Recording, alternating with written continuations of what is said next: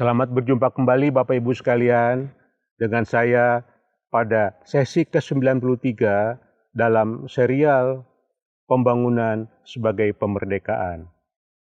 Pada sesi sebelumnya, saya menyampaikan kesimpulan bahwa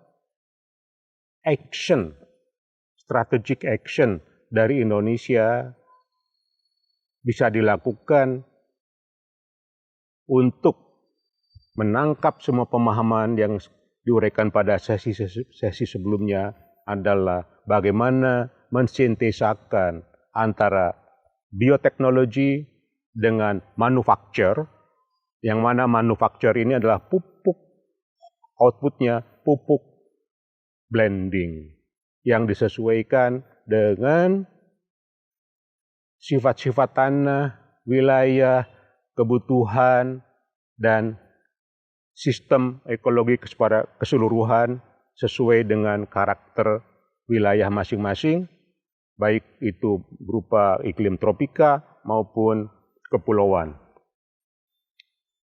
Bapak Ibu sekalian, mungkin ada pertanyaan.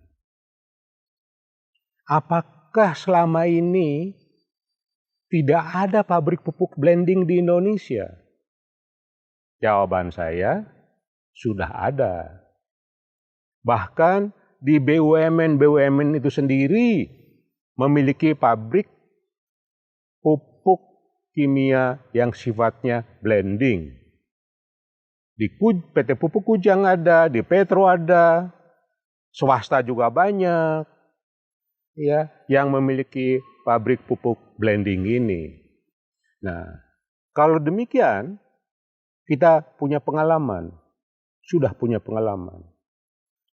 Apa yang ada di Pupuk Kujang itu sudah dibangun investasi tenaga ahli dari Belanda pada tahun 2009 dengan kapasitas 100.000 ton pupuk blending per tahun.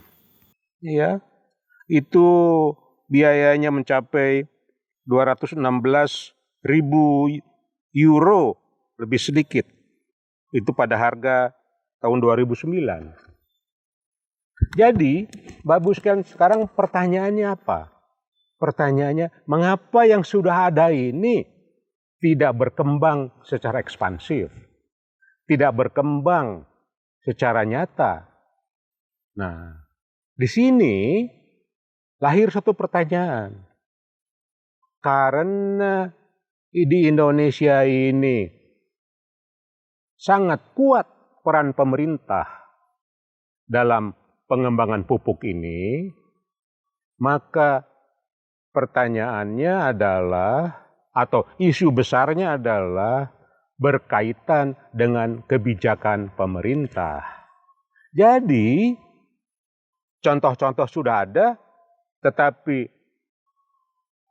kebijakan pemerintah masih tetap berbasis pada peningkatan produksi pupuk, penyediaan produksi pupuk seperti apa yang sudah ada selama ini, sehingga sudah 20 tahun lebih NPK 15-15-15 dimanfaatkan tanpa ada inovasi, katakanlah terus berlanjut mengingat belum adanya kebijakan baru.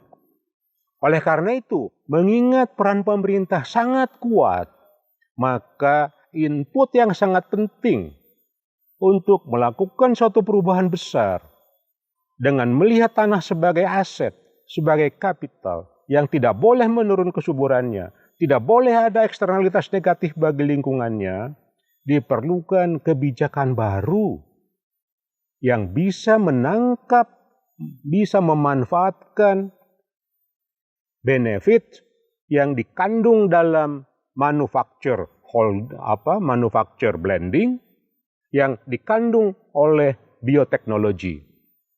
Jadi Bapak Ibu sekalian, tinggal kebijakan Kementerian Pertanian, kebijakan Kementerian Perindustrian, kebijakan Kementerian BUMN, kebijakan Kementerian Keuangan, 33 triliun itu apakah akan terus dilanjutkan untuk impor untuk memproduksi NPK subsidi berbasis impor tanpa ada perubahan inovasi, atau kita akan kembangkan suatu strategi baru ke depan yang khas Indonesia, yang mentargetkan katakanlah seperti Nigeria tahun 2023 tidak impor lagi pupuk katakanlah. Indonesia yang diberikan limpahan kekayaan alam berupa biomasa, berupa keanekaragaman hayati, berupa sinar matahari tiap hari katakanlah, berupa proses dekomposisi atau panas, lembab dan basah yang menyebabkan dekomposisi. Kita jadikan sumber daya ini, bukan kita jadikan pembatas, bukan kita jadikan kendala, tapi kita jadikan sumber daya semuanya di package dalam suatu perubahan transformasi kebijakan pemupukan masa depan Indonesia. Demikian Bapak Ibu sekalian, terima kasih atas perhatian Bapak-Bapak dan Ibu sekalian.